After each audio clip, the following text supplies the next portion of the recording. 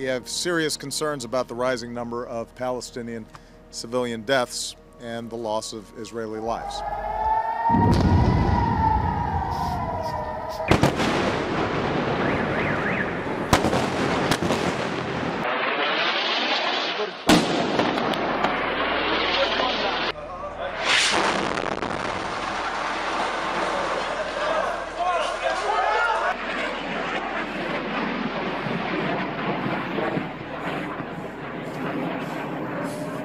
Whoa!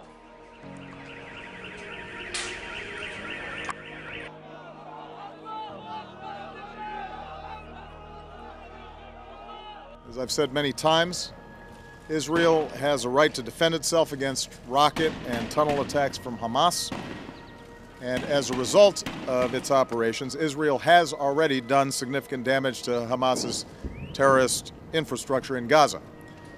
I've also said, however, that we have serious concerns about the rising number of Palestinian civilian deaths and the loss of Israeli lives. And that is why it now has to be our focus and the focus of the international community to bring about a ceasefire that ends the fighting and that can stop the deaths of innocent civilians, both in Gaza and in Israel.